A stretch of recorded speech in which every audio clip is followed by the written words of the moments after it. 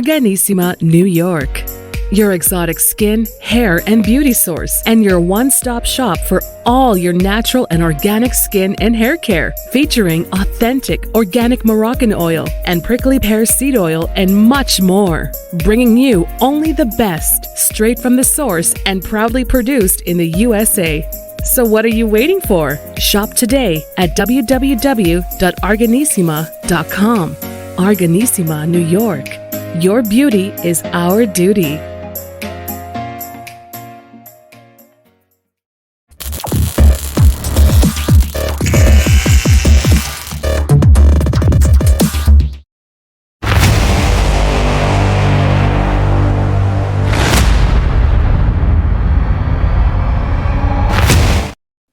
Folks, welcome back to the iHealth channel, the iHealth Radio, with your host, Hurricane H. New day, new show, new topic, and very, very, very, very, very interesting topic today. And it's something about life.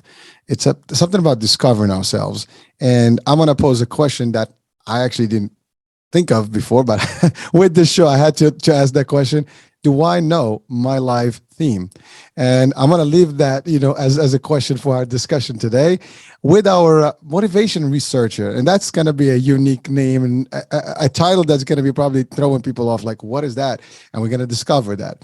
And our guest today is also a philosopher by trade. He is an author. He does a lot of stuff, and he's going to drive us in the journey of finding ourselves in a different light and hopefully being better. If understanding ourselves is the key, we can determine ourselves better, act better, live better. So without any further ado, I have with me John Voris. And again, he is a philosopher and all the stuff that I mentioned, but the one that's going to give us a true background of John is John. So John, talk to us a little bit. Welcome to the show, first of all. Oh, yeah. Thank you very much for having me. I really enjoyed getting into motivation research because it has really helped me out in life. But to start, I was a college student and I was thinking about getting into law. And I needed a job. And like all other college students, a door-to-door salesman sounds very attractive. You can use any hours you want. They'll tell you that you can make as much money as you want. They'll train. So it's very attractive. And so the first 4 times I made the attempt, I was fired at door-to-door sales. Every time I was fired, I went to those days, the old days, libraries. And I did listen to tapes, read books, et cetera, and took workshops and seminars if they were available before I went to my next attempt. So I was fired 4 times, went back and decided next 3 times I would quit so I wouldn't have to go through the embarrassment. So we have 7 attempts and 7 failures. At that time, though, I was a philosophy major, but I focused on language. And I realized that language is, the study of language is missing in sales training. And I also had made the discovery that over 90% of the people who try sales door-to-door for the first time fail. That bothered me because the people who were doing the training were outstanding people, excellent, made lots of money, very successful. And they're talking to a room full of intelligent, eager people waiting to learn. Why is the fail rate so high? Well, I kind of dropped that and I bought a delicatessen thinking that I wanted to get into business. I really didn't care for that and sold it. But I had to find out why. I mean, I had to find out why this isn't working. So what I did is started looking into what the causes of failure in sales, but it's more than that. It's more about motivation, human motivation. That's going to make the difference. And through my studies in philosophy of language, I started to make discoveries that was really exciting. And things started to happen. I went back out in the field and I was doing door-to-door retail, but I was succeeding. So I solved the problem of the distinction of why there's so many people would fail in sales the first time. So that I like to have you as my guinea pig. Would you be open? I have been, so I'm good. Go for Okay. it. Okay. So Let's see there's if I no, can do this. all right. There's no right or wrong answer. I'm looking for your life experience, you might say. Mm. So when you think about in the morning, you're getting out of bed. What's the first thing pops in your mind that you need to have your attention on? Wow, that's deep. That's a lot of things. But the first thing, that's a good one. Um, well, I guess just getting my balance, really getting my mojo for the morning, getting my energy. That's my Okay. focus. Okay. So what was the first thought you had this morning? It is a new day and a lot of stuff going on. I need to be ready for it. Okay, to be ready. There's things for you to do, I'm sorry. correct? Yeah, of Things for you course. to do. Plenty. Yeah. Plenty. Okay. What else? Just, get my motivation ready, get all excited and just go for it. A new Okay. day, new opportunities, new I everything. got it. Now tell me what you actually thought. That I'll go through the day. So you get up and you're thinking about the people you're going to meet today? As a matter of fact, yes, some because I Yes. had some settings, things that were already pre-planned that I had to attend to. Mhm. And why did you have to attend to that? They're work related things that through my regular job, I had to make happen and take care of. So those are tasks and I guess directives that needed to be executed on. Okay. All right. So, and there's things in that process that you had to learn.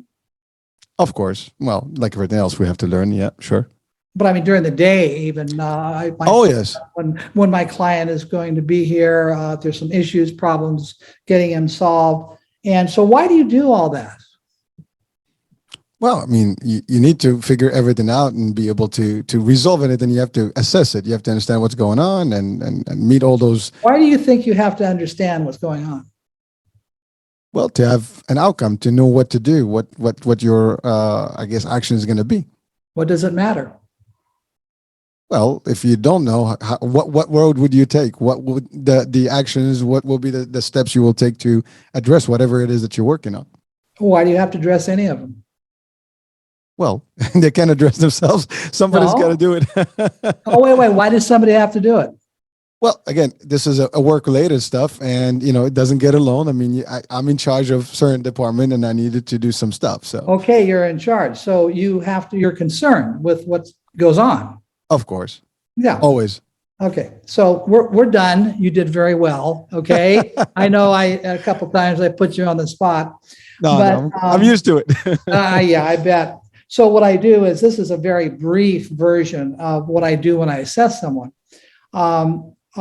First of all, there's 4 areas that you cannot possibly escape. I needed to find a universal format for human motivation that can be applied to anywhere in time and in any culture and any geographic.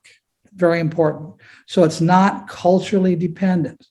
This is about humanity and who we are as a human species. So what you were talking about is the things you need to do, which is you have to be in action. Mhm. And that's one of the quadrants we have. Another one is you're always getting into relationships, just not relationships to people. You have a relationship to how you eat in the morning, the relationship to how you drive. Everything you're doing in life is related to something other than yourself. And we have to have a faculty to do that. We have to be motivated to do that. Mm. Another one, yes, learn. We learn constantly because there's new stimulus. There's always something happening. We have to assess this very rapidly in order for us to survive. Next is we all do this because of caring, concern. Because if you're not in control of what you're up to, then it's going to get out of control, and you care about what's around you. You care about how you impress other people, and you have your own integrity. So these 4 are patterns of behavior that no one can escape, And these are 4 expressions of everyone, but one dominates your life. This is what I discover when I assess someone.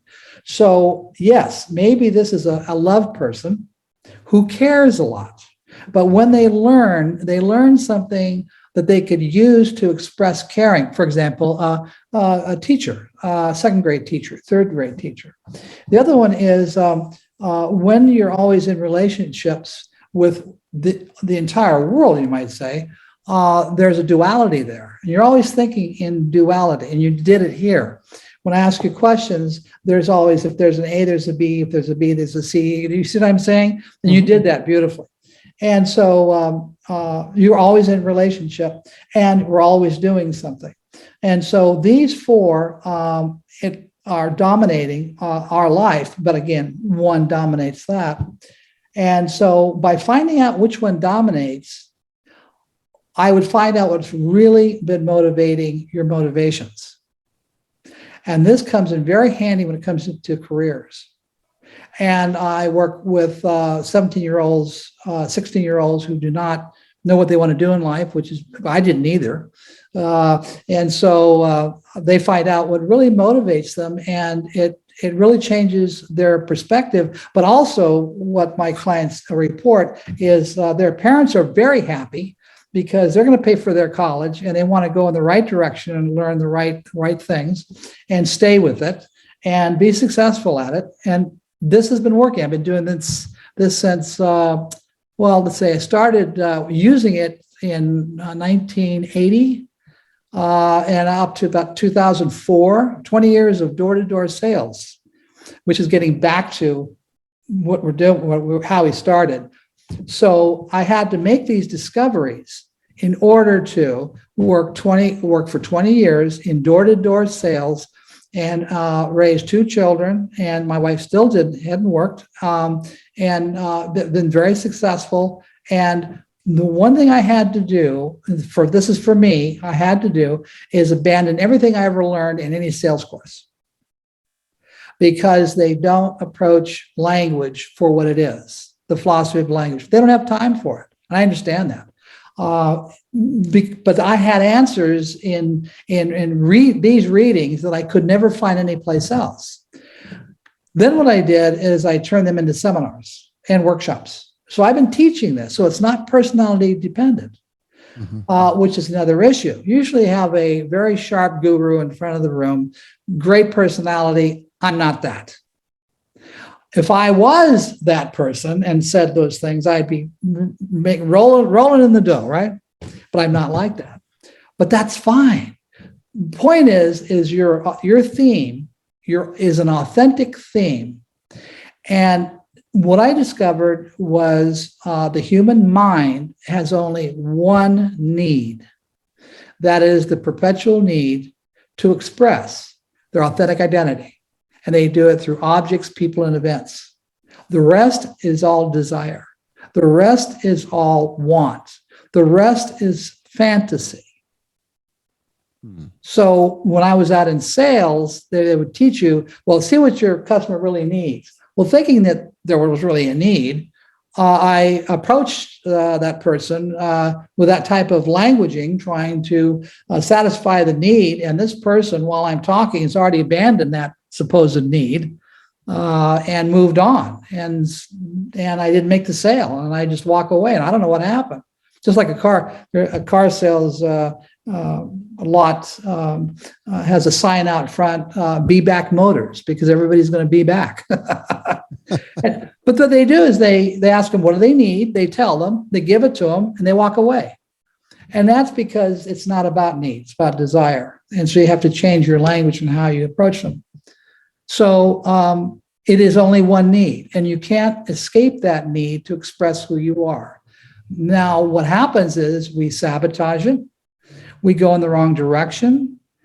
There are thousands of books will explain that you really need to know who you are. Okay, that's fine. Now what?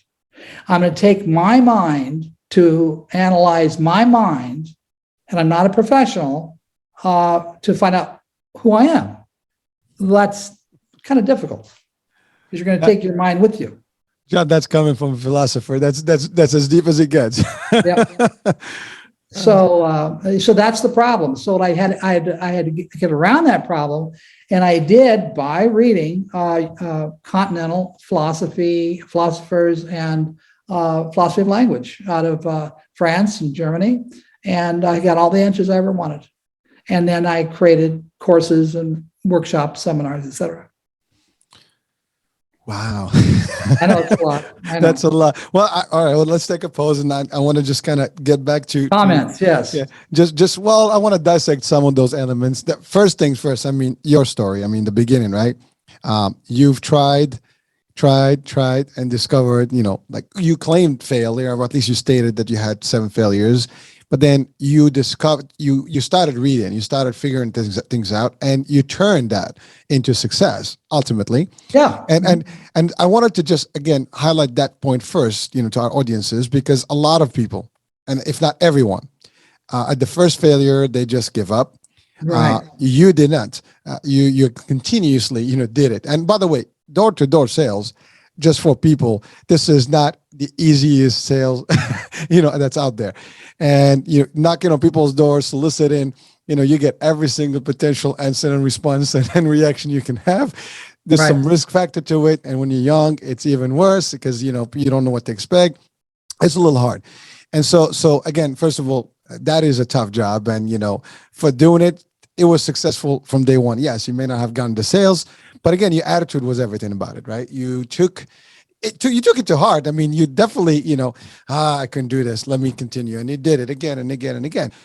Even you went and got yourself a deli, a business, which was not really your thing. And then you discovered, but you didn't give up on you. And that's a big deal, right? You took back what you needed and you made it 20 years plus of doing it with success, but you figured out the right formula. You figured out what was wrong. You attended seminars, trainings, but to your point, keyword, words, language was not exactly the right. Positioning the words to you is everything. As a matter of fact, words mean everything. I mean, a word can become an idea can become an action and a plan, whatever. I mean, a lot of things. You can change the word with words, right? Oh, yeah. So you did all that. And by the way, for salespeople, and by the way, this is live in general, but for the sales folks, and everybody is somehow selling something in their lifestyle, whatever they do, there's a sales transaction they do. You did all that, and you did it rightfully with the right success. But one key element you said was you put away all the stuff that you've learned from these classes, and you switch that, you tuned it to something different, to a different frequency, and applied that. And you found a whole new way of doing this to discover yourself, to understand your purpose, your theme. And then we went to that little exercise with me. And what I loved about that, it was spontaneous. You asked me questions. I had to really think about them. I mean, it's not like, you have a memory of, like a class I just press button, I'm going to rewind my day. But, you were able to find those 4 quadrants, in there. Like you probed. Okay. You got my words. You kind of turned them around. You asked me different questions, different angles, and you were able to actually put them in the right parameters. And we got the 4 elements that you're looking for. You found them in my morning discussion, or my morning actually input or output, whatever you want to, however you want to refer to it. Mm-hmm. And that was excellent, because I mean, the assessment that you did there, it's really a true probing, a true finding the real thing, because I didn't give you the answer right away, and you were able to get it anyways by just finding the right, and obviously this comes from expertise. You do this for a living, you understand how to do this, and I could be with you like 10 minutes more and you'll still find the exact angle as you need it, probably less, but you did it. And then you talked about the concepts of finding yourselves. And when you throw it this way, like you have to think in your mind about your mind for yourself to find yourself. That kind of like, whoa, that's big. And you're right, it's not easy. And I think that was the question we posed early on when we started the show. Do we even know what that is? And you do that. So you've showed us a little bit of your strategy, your plan, how you start the discussion and where you go. So your clients, you mentioned 17 years old that actually probably going to college and they just getting started, and eventually they get happy with where they're focus is and where they're going to be, because they get to understand who they are and what they want to be. A lot of people today, if you ask them, especially kids, what do you want to be? I don't know. As a matter of fact, a lot of people go to college, they just get their basic college and they don't even know, like by the second year, they still don't have a career path or what kind of major they want to finalize and whatever. And it's a big deal. And they get lost and repeat, sometimes change career paths or college degrees and programs just so they can establish themselves, but it's at a cost and time. Oh, yes.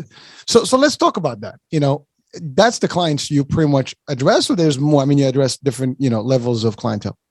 Well, the people come to me with issues of motivation. Why am I stuck with this job? Why do I not get along with this person? Why is it that my boss and I are always struggling and fighting? Why do I get angry? Why does my wife get angry? My husband get angry? So they come to me with that. I'm not a psychiatrist, and I tell them straight out, I never use psychiatry. What I do is I use archetypes, which is just movies. When you go to a movie, they have to get your feelings moving rapidly, and they use archetypes. For example, the villain. We all have a sense of what the villain is. The good guys, the bad guys. These are all archetypes, and they use them rapidly. That's all I'm doing. But at the same time, that's what our minds are about, are these archetypes. But they're abstract. One thing I want to make a comment on, what I discovered, the earliest discovery I made between the training that I had in sales here and what I learned later, it was very bizarre. I couldn't figure out why there was such a disconnect. Okay, so let's say, for example, if Bob knows how to tie shoes and Bob teaches his son how to tie shoes, his son should be able to tie shoes. This is standard form of training. Nothing wrong with it, but one thing, it's designed to generate a physical result. A physical result. Mm-hmm. Now, if Bob knows how to sell and Bob teaches Johnny how to sell, will Johnny be able to sell? We don't know. What's the difference? Sales is an abstract result, not a physical result. So when you use a model based on physical results to teach something abstract, naturally there's going to be a huge disconnect. And that was one of my earlier discoveries. And that discovery also helped me with back to 17-year-olds, 16-year-olds, what do they want to do in life? Your first breakdown is, are they really after physical results or abstract? We do both, of course, but one is dominant. And the other issue is about students, is 85% of college students change their major. Another 60% change schools. And then you have a large dropout rate. Why? All my clients are people who were misguided, drawn away from their authentic theme and desires, and done so by very well-meaning parents, for example. I assessed one gal, she was 17. Her father wanted her to be either an attorney or a realtor, and she did not want that. And we were there because she was a minor. I always have the parent there. And when we got done, she wanted to be a child psychiatrist. So in that moment, the father, he was a big man. He just broke down and started to cry. He said, "You showed me a daughter I didn't even know I had." Mm-hmm. And she says, "Oh, that sounds wonderful. I want to do that." The motivation was triggered, and she was excited for the first time, because otherwise she'd be looking at an attorney or a realtor, and that's not what she wanted to do. So she went on and got a degree, and she's in practice today. And that was about 5-6 years ago. She was finishing her degree when I first met her, and happy. I have another one who the father came to me and said, my son wanted to be in the highway patrol, as I was, but I don't necessarily need for him to do that, but he's having a little trouble now, and I want to help him out. I want to find out what's going on. So what we discovered was he was a justice person. Justice person have a great deal of problem with creating conflict for other people. And what does a highway patrolman do all day? Give out tickets? So what happened was he was taking the courses for his degrees. He was excellent. And then he started to slow down when he got closer and closer to graduation. So I asked him, was there any class you liked more than any other? And probation. He liked victimology. I said, do you see why now? You don't like conflict. And it exploded. He finally found it. And continued on, went back to school, finished all his classes, and is practicing up in Northern California. And then he did that in like 2 years. Wow. And so what difference was it? It was huge. But more importantly, I can't make anyone do that. I can't. They do it themselves. I have two young men who knew each other. When I got done showing him what his theme was, and we could determine the theme of his girlfriend, one went out in the parking lot and broke up, which is not something I advocate. The other one went out in the parking lot and proposed, called him up and proposed. You don't do that with just a normal personality profile test, because this really does get to the essence of what a theme is. And really the theme is how we survive on a social level. And without that theme, we wouldn't be able to do it. We wouldn't have an identity. This all gets down to, how do you form an identity? There has to be something that's conforming to it. It has to be consistent.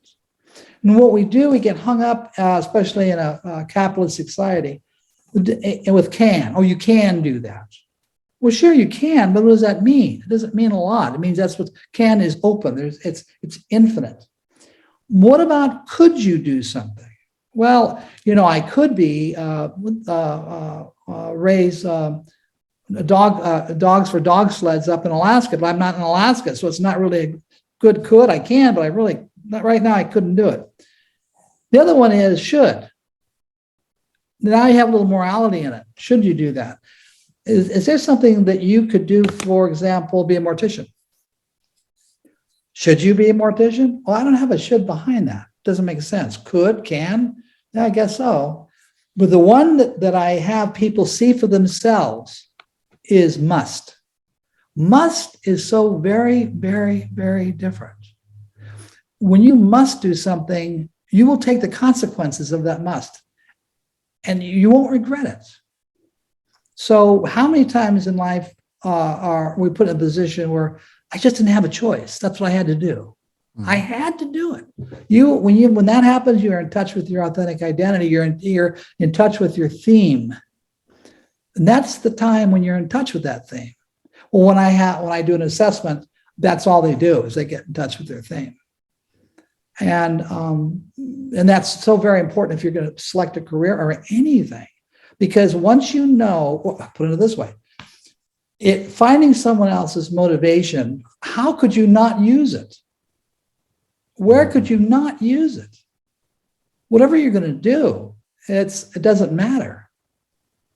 And so with the students, once they find their theme, their life really does change. And the parents are very, very happy with it.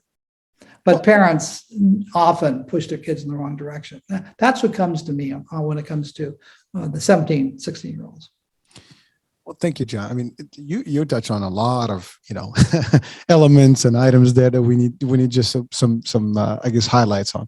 The one is what you just said now, and I think that's the biggest piece, is that I'm a parent, and I know I'm guilty of that as well, like to a degree, where when your kids are younger, you have almost a vision of what you want them to be. Mm-hmm. And that's actually, I think all parents have that, because we all want our kids to be better than us in a way and successful and all that. But then we almost start determining what that success is going to be, not factoring in the personality and what's really going to drive them and so on and so forth. And also the environment. Sometimes we'll apply, well, I grew up in the 80s Well, my kids I grew up in now, it's a whole different world. They're not going to be subscribing the same thing. They're sociable differently. Our social life was different than theirs. So there's so many things. The job industries are different. Back in the days, if you're a salesperson, door to door was the way to go. Now you can sell online, so there's so many, you can do influence selling, right? So there's so many things, but we as parents, and a lot of people is probably listening right now, we make the mistake of like, and by the way, this is something I've actually asked before, and almost everybody I talk to, like, and you know this probably, and what did your parents want you to be, or even kids, when you talk to them, I want to be a doctor, I want to be a lawyer, I want to be an engineer, an architect. Those are the standardized, I want to be a nurse, and the reason you have that, because those were the best paying jobs in general, or at least the perception was, and the parents want the kids to just be as good and settled in a nice little financial way. And so those were like the push. We want you to do this, we want you to do that. We want you to have go to certain prestigious schools and whatever, so you can get the best jobs or best opportunity and get the best degree, and you can perform the best way and make as much money as you want. And so parents push that. And you're right. So we push to a direction, and sometimes to the detriment of our kids, because they're not really happy, and therefore they'll give up and lose it. I had to adjust myself personally. I had to adjust that and kind of work with my kids differently, because I had that similar approach originally, and I started learning not that it's not working well, and now I actually changed it a little bit, so my kids kind of like do their own thing. So I'm working with them towards what they feel and enjoy. So, but again, that's my example. But I can tell you that was even me as I was growing up. My parents. But that was it. We want you to be this, in corporate or a doctor or whatever. As a matter of fact, I almost was a doctor and never made it because of, different things. I had something about law enforcement. That's me. I love law enforcement. And I never made it in law enforcement because I grew up in a family of law enforcement. And my mom, said, no, you're not going to be, anywhere where there's a risk. And so when I was a kid, that was kind of like, so that was eliminated. So as I grew up, I had always that in me, even today in my work. So you asked me earlier about this morning. Well, in my job, we have compliance, in policy and stuff. And so there was some investigation that we were doing. And so I was kind of like ready for that whole day and just doing that work. But that comes, it's still in me. No matter what, I do something different, but I still try to apply some of what I love, in terms of passion. And it motivates me. But so that was a big deal. You talked about that. And I think you clearly stated that's the most impact that you see. And when you turn things around, even the parents are like, wow, you were able to change that's a new daughter. I didn't know my daughter had it in her. So that's a big, that's powerful. And discovering that you said somebody turned out and wind up doing the best thing that they wanted. And that's big. The statistics you mentioned about people leaving, not finishing out school, transferring. I know people actually who had multiple majors that just keep shifting and shifting. 6 years later, they still don't have one that is finalized, and they still don't know what the outcome is going to be and what career path they're going to take.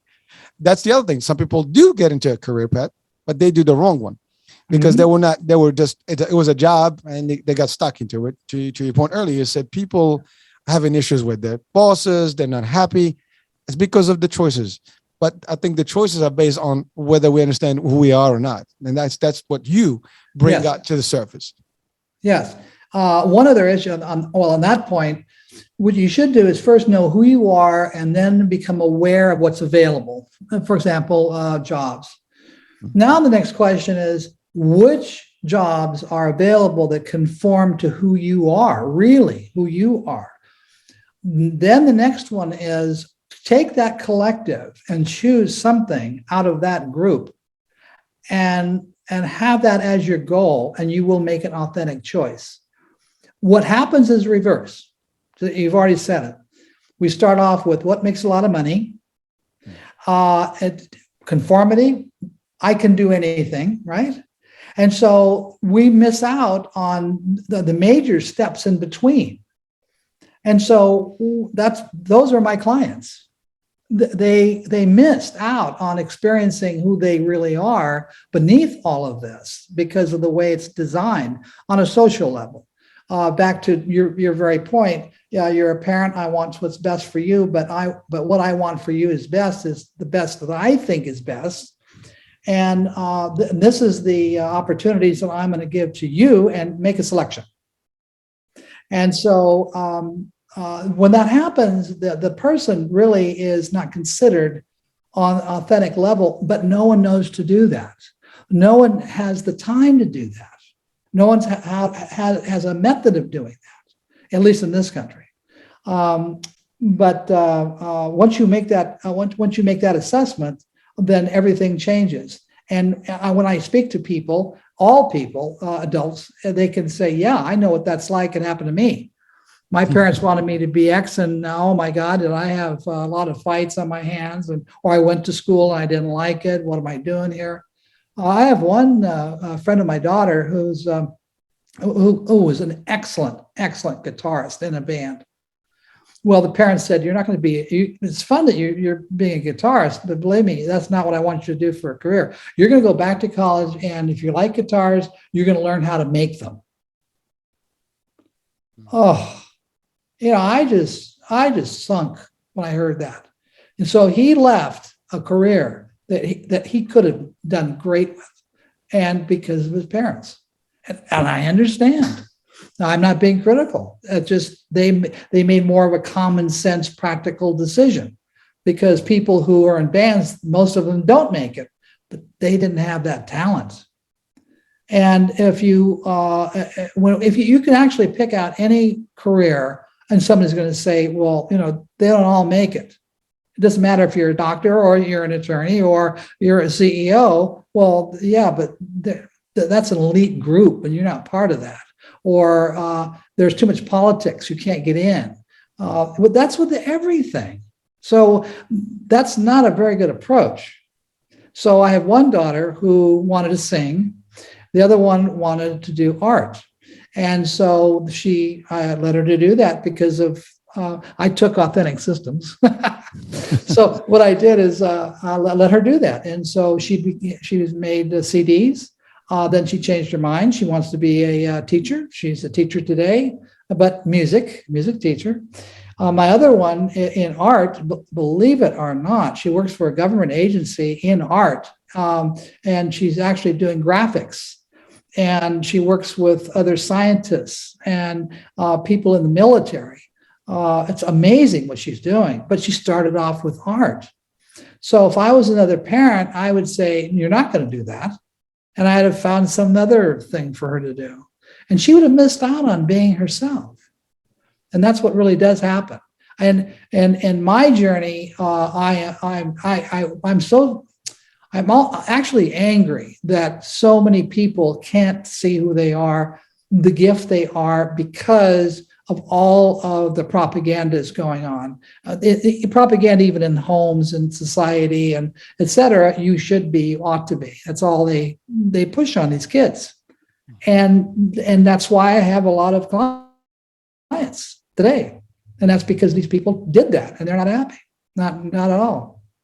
So anyway, I haven't mentioned yet, but when I did door-to-door sales, my average was 12 out of 20. 12 out of 20 door-to-door sales. Now, the average is 5%. You're doing more than 60%. Yeah. So how did I do it? Well, if I used the same paradigm that's taught today, which sounds like it's impossible, but I don't. What I would do is go down a street and I would read what I'm looking at, because it's all symbols, getting back to what theaters do, okay? I'm looking at symbols. Everything's a symbol. And so what I know is the symbols on the outside are going to conform to the people on the inside. So if I'm looking at, let's say, an accountant, this guy's an accountant. So I'm about to walk into that door. So let me ask you, would a career accountant be poor at math? I don't think so. Math is their backbone. You think an accountant would have patience? Probably. Yeah. That crunch a lot of numbers, a lot of clients. Oh, absolutely. So what I'm getting at is, because we're constricted with time, I'm getting at is I can have a very, very good workable model of the person I'm about to see. Interesting. Okay. So if I'm going to sell them something, I want to be very practical. I'm going to show that person the details, and I'm going to emphasize the overall benefits. Now, I go to a beauty salon. I wouldn't use any of that, because beauty salons, they're about more artistic. They're creating art. They are very connected to let's say humanity, you might say. They love to gossip. They love to talk, and they just have fun. Okay. So I will walk in and I'd say, "Hey, how are you? Have you ever seen one of my products or whatever?" And she'd say no. And I say, "Oh, Alice, 3 doors down. She just bought from me. She got me. She got this, this, and this are coming next week." I would never do that to an accountant. Okay. So you see, now I'm talking to her in her language. And I ended up selling 12 out of 20 every day. And it was easy. Well, listen, anything 50% and above, in conversion would be nice. And you did that. And You're right.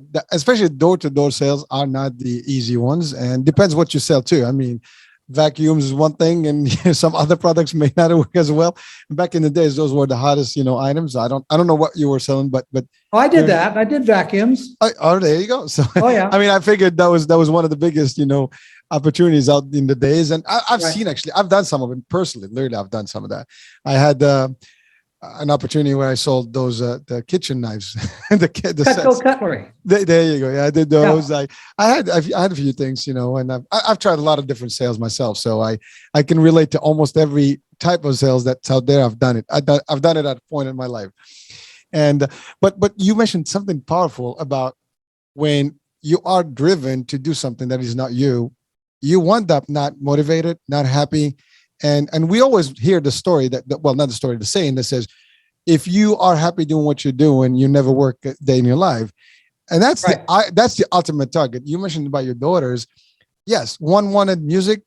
She still did music, but she's teaching music. Right. The other one is an artist, but she's doing a different job, but uses artistry and art into it. So that's for our audiences. That's the other thing. You got to find there's a lot of connection between all the different tasks and businesses and opportunities and jobs and career paths.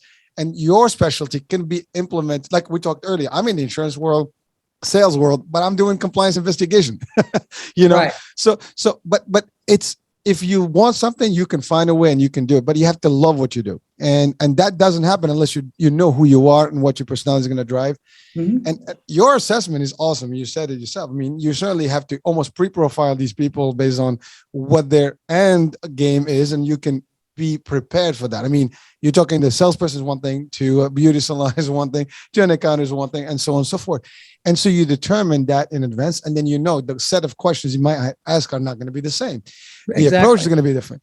And that's big, I mean, listen, we live in a world, to your point, that has a lot of influence. And now more than ever, not only your parents influence you, mm-hmm. your surroundings influence you, your other peers influence you. I mean, kids sometimes are the driver, not to the other kids. Oh, yes. I mean, I see that with my kids. They gravitate towards what other kids are doing. See, I lived in a different mode. My motto personally is I want to be unique. I mean, obviously we're all unique. Every human is unique. You are you. Nobody else is you. But in terms of what, if people are doing 99% doing this, I don't mind. I'm going to do the 1% thing that they're not doing. I'll think of something different. I want to be the difference, make the difference for myself, and be unique in my own way, and maybe find my own way. So that's just my little formula. So I don't subscribe necessarily to what other people say or do and how it is standardized. I do a thing that's going to work for me, and it's been working literally for me personally. You mentioned something about I lost it right now. We're talking about the thought process. No, actually, so I'll come back to that one. So you wanted to say something. I thought you had something there about your book or something. No. No, it was something else. But I've noticed that a pattern in you. And what I really do, it comes across in for me, it's a huge way, is you're always concerned with fairness. and balance, Mm. symmetry. And if you were to look at all the major decisions you've made in life, that's going to be the crux of it. And a lot of people don't think that way. We do, but we don't do it as a habit to take all the alternatives. And justice people do that. Justice people are the entrepreneurs of the world because they have two major faculties that complement each other. One is the need to know, which you have. The other is a sense of humanity and caring for people at the same time. So there was a restaurant that was run by someone who was a justice person, ran beautifully, sold it. A wisdom person bought it, and it lasted about 4 months. So the wisdom person knew what to do, maybe, but didn't understand people's needs. Who were they? What makes them tick? What's going to make my restaurant move? He didn't know. They lasted about 4 months. That happened to two accountants who worked for a major Big 8 CPA firm in San Francisco. They decided to open up a spaghetti factory and restaurant. They lasted 6 months. They knew, but they didn't know the people. They didn't know how to deal with people. And that was telling, just as people do. They have both sides. And by knowing that, you can also know what type of entrepreneur that you would be best in. That's another area that I deal with. So in the meantime, you went through a lot of experimentation. And then you feel something's good and you go with it. Well, wouldn't it be nice if you didn't have to go through that experience and feel it and then find out? What if you knew it in advance? And that's what knowing your theme is. You know it in advance. And so I know who I'm going to get along with before I even meet them. And I know what type of jobs I would hate before I even think about it, or dislike, I should say. Also, the greatest confirmation I've ever had about this system of the 4 domains, love, justice, wisdom, and power, is the United Nations Education and Scientific and Cultural Organization, or called UNESCO. Mm-hmm. They use the same exact domains. This is an organization that consists of 193 nations. Their primary motivation is to have the world get along, world peace. And they've explored into each different culture what's needed and what generates success and happiness. And this is what they came up with. People need to learn how to get along. They need to learn how to do and actually perform acts.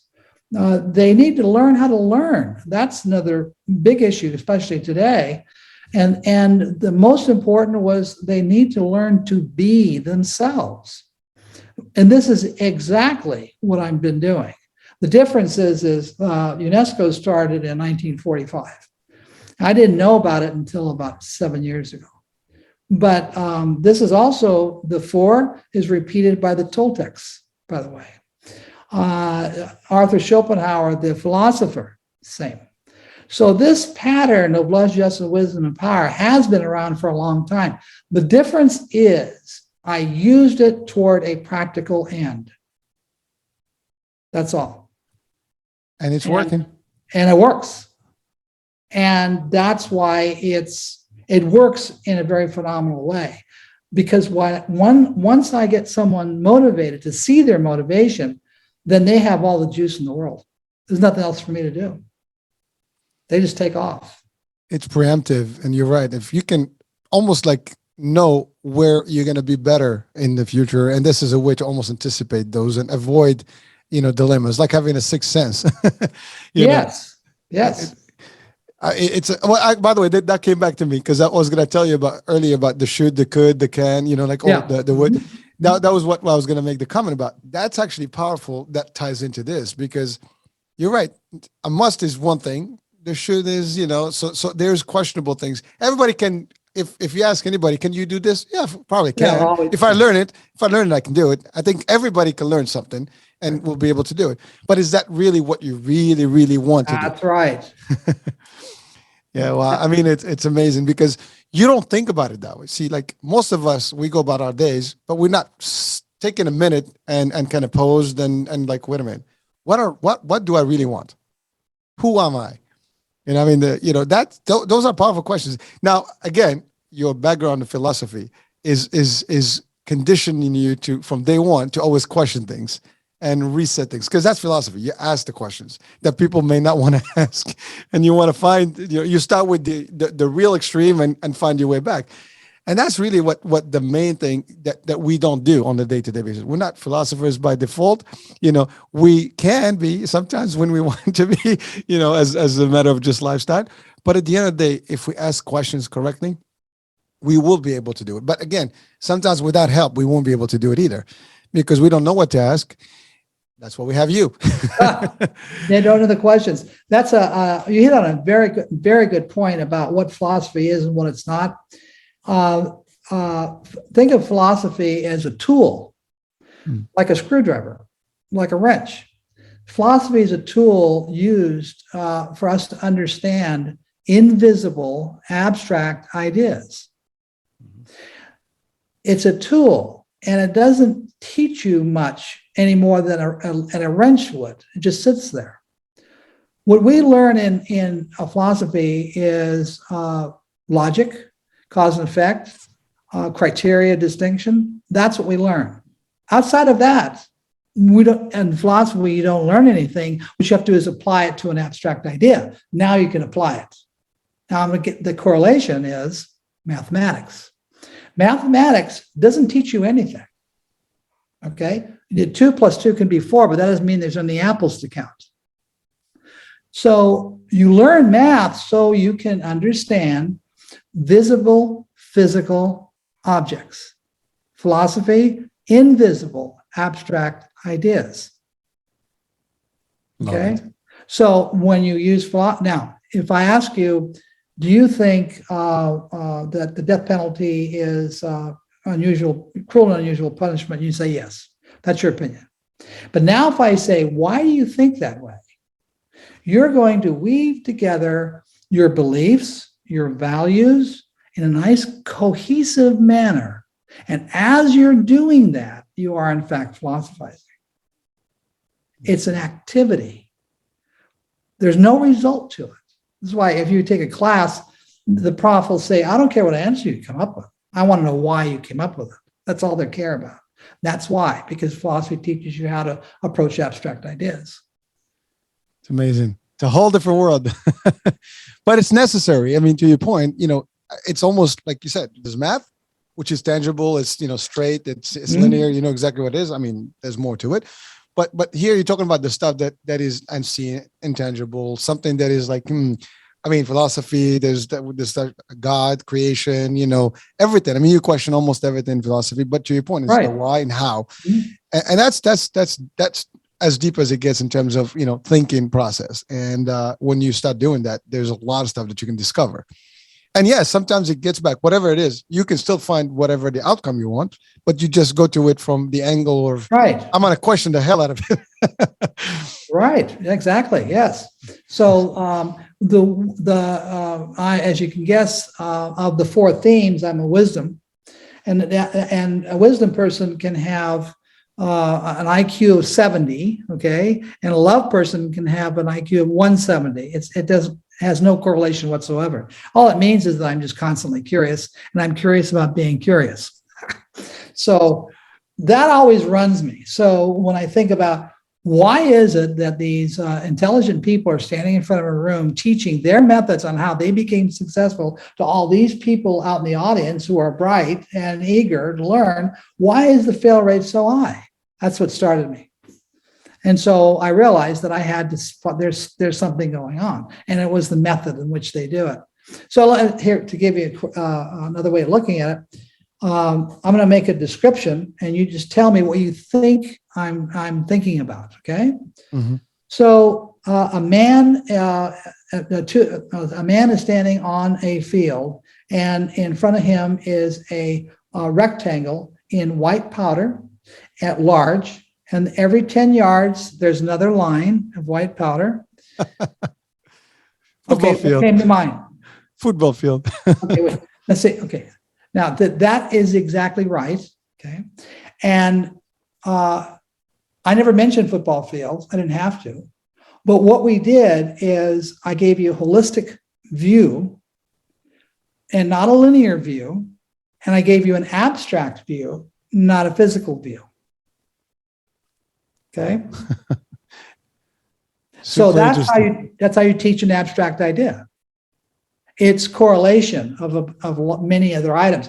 So if you hadn't guessed and you were very rapid on that, then I would say, okay, so there's a man and he walks up to the coach and says, will he make it? What does that mean? Well, it could be that will he make the touchdown? Will he make the kick? Well, it's the same thing. I never said that, but the person will come up with those ideas. So the imagination of someone is the mental abilities that people have is quite remarkable, as you will know. And you can't use it. It's not designed for physical results. It's abstract results. And so that's the big disconnect that I got from sales training, is it's all linear and physical result. But John, you've proven that while that might work for some, your method also works, and it's just a different, way of approaching it. And it worked for you because it brought you up. I mean, it really showed you who you were, really, and how to operate in that realm, and you successfully. And not only that, you took it now to the next stage where now you teach these concepts and you actually help people really determine who they are, what they really want, right, where they want to be, yeah, and be successful and not fail eventually because they made the decision of taking the wrong path. So that's powerful in itself. I mean, that's something we all need. I mean, sometimes we all think that we know what we want, but right, unless that's what we ask sometimes people to help us. You need to seek sometimes help, no matter what. No one can figure this life alone. And we have different ways of finding, our paths, but seeking through someone who actually has a method in place, a formula, that is successful, that's been proven, that's powerful. And again, that brings us to you. So John, how can we, first of all, I want to just quickly take a minute about the book that we talked about earlier. And also how to get people to you. I mean, we're coming to the end of the hour, but I want to make sure that people have access to you, because I know people can use your services and definitely can use your method and approach. And I think we all need, a little bit of help here. So everybody needs it, that's for sure. Yeah. So what I did is I already contacted one of my team members. We're creating a screen called iHealth.authentic systems.com. Nice. Okay, and that's how to contact me. Okay, I like the iHealth part. That's our theme. I know you do. I love it. So yes, and so we wanted to make it unique to you, and that's being designed in effect today. When would this come out? By the end of the week. Okay. And like weekend. Yeah. So that'll be up and running. Then what I do is I contact them and just discuss whatever their needs are and take it from there. Perfect. Well, all right. So definitely this will be, and I'll also put note on the description of the show so they'll have access to it, and hopefully they can connect, with you and hopefully connect and get the resources and the help that they need. And even, a consultation, asking questions, knowing what it is, that people can value that. And may I just ask, and again, I don't know if you can answer or not. I mean, cost-wise, is that, by the hour? Is that a program? Is that it actually, right. There's no fixed price. And it's much of it's on the issues they want to discuss. If you want to have, let's say, a full, you want to discover your life theme. That'd be under $300. It's not much.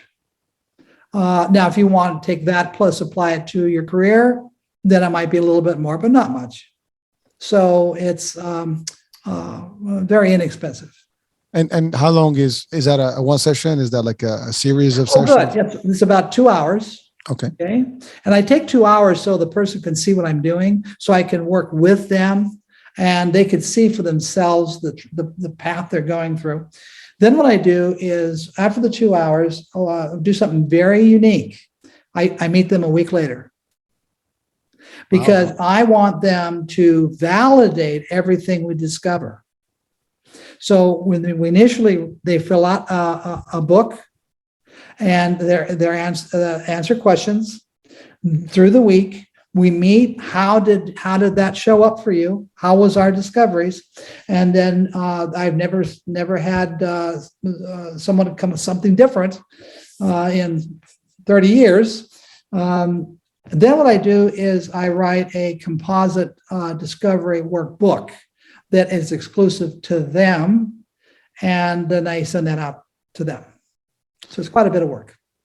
Well, I have to say, I mean, for people to really invest in themselves and get, the true formula that they need to succeed in life, and that is a minute, cost. And I think, listen, we sometimes spend more than that on shoes and Oh, and sure. unnecessary stuff, and then sometimes we can spend that at a weekend, getaway. So it's good for memories. That's great. I'm not putting that down as an idea, but certainly, one of the things that we sometimes miss on is invest in ourselves and our futures and our just mental state, our discovery and all the things. I mean, there's so much stuff. I mean, and we've talked, this is a theme that repeats itself across the board. We sacrifice the most important things, whether it's on health, wellness, mental state, everything. And sometimes we probably spend a lot more money on nothing, just because we want to, maybe wear something that is expensive or whatever. I'd rather, discover me and get the right pad and hopefully, make the money to earn it than I want and buy it than I want with it. Right. So it just logically, sometimes we're not seeing it that way. And I think by positioning it on the show right now, hopefully people can see that, hey, which way do I go? I mean, small investment, great outcome. So that's how I look at it. Now, John, I know one last question here. This is virtual, right? Or in person? Yeah. Oh no, either way. Either way. Okay, good. And finally, again, there is a book. We talked about you being an author. What's the name of the book? Discover the Power That Drives Your Personality. Ooh, that's great. And that's available on Amazon, I'm assuming, and on all the Barnes and Nobles and all that. And then I have another book, Learn to Sell What They're Buying. I like it. That's a journal. It's a journal. So it has a directive to it, but it's not a standardized book. But what it does is shows how the authentic identity is interwoven in various approaches to sales that I use for 20 years. I love that. Just the topics or the titles themselves are powerful enough. I'm sure the books are going to be rich and the journal is going to be very, very good guide, for anyone who wants to succeed. And again, the theme that we've been discussing about sales, but these things apply to life in general, not just sales. And I think that's there's no difference between life and the life of salespeople, because everything we use is about psychology, behavior. And it's funny, my last show, which hasn't posted yet, had also to do about behavioral sales or behavior sales. And it's like, I didn't plan them. They just happened to be scheduled the same week. So I didn't even connect those two dots until today. So, but it's amazing how that things work. I mean, the world, the universe works in a very, serious way, in a different way, mystical way. Yeah. And without planning things, sometimes they just work out, but it's reinforcing and I love it. Pardon me. I just want to say one thing, is that my clients are people who fell through the cracks. So what I mean by that is there are many outstanding self-help courses, seminars, workshops, and approaches to sales that work for many people. My people are the ones that it just didn't work for. That's all. Well, again, even if something works for you, you can always find an alternative way, right? And learn different ways. That's the other thing. We're set in our ways and finding a different angle. I mean, your approach sounds like it's it's a time savior, because you can really establish yourself sooner than you should. You don't have to learn through trials and errors to find out your way. You can just find it immediately. I mean, I give you a good example analogy that I use with my kids. Like, well, you don't have to experience cigarettes to actually know the outcome of this season stuff. You know already by default. We have enough evidence, so I don't have to test it out. Same thing here. Do I have to go through like multiple, experiences and different paths and different degrees and different jobs to find out whether I'm good at this or not? No, not necessarily. But if you can find a way that gives you that pill, that once you swallow, it's over. You see clear. This is it. This is my path. I'm going this way. Nothing else is going to stop me, and I'll be the best person I can be. That's priceless. So there's a lot of books that will explain how knowing who you are is so very important. The issue becomes, how do you find what that is? And that's what I did. That's the issue. How do you find that? And all of my clients find that. Well, we want people to find that, and we all actually can use finding, the bottom line to us and the theme of our lives. And John, so we're coming to the end of the show, but I want you to just leave us with maybe a couple of, a piece of advice or a couple of words of wisdom that we can just share with the audiences before we close the show. Well, the major issue for me, my major discovery I had was that the human mind only has one need. When you look at it from that perspective, then you could say, what is it that I could not live without? And you'll find it. And when you find it, right there is your life theme. Right there is your authentic identity, because that's what we're doing. We're always forming, empowering, and expressing our authentic identity. And so if you're not making the money you want, or if you're not happy, know that it's because you're not expressing your authentic identity. You're missing it. Now, it's not your fault. You're not to blame, because there's a lot of things around the world to put you off in the wrong path. But happiness is being in connection with your authentic, unhappiness is losing that connection. And those are the two key components to finding who you are. And with those words, we're going to have to end the show, John. It was a great time. It was an honor. I've learned a lot, and, I got myself tested a little bit with you. So it's good. You put me to the trial there, and I love it. It's a great opportunity, folks. If you have the chance, please check out the description, click on the link, reach out to John and see what it means to you, and or to your family members. Maybe it's your kids, someone that you want to assist. I guess that could be a gift, for someone that you love. And that being said, John, thank you so much for being with us. Well, thank you. My pleasure. Folks, thank you for watching, for listening in, and we'll be talking soon. Different guests, different show, different topic. Ciao for now. Bye-bye.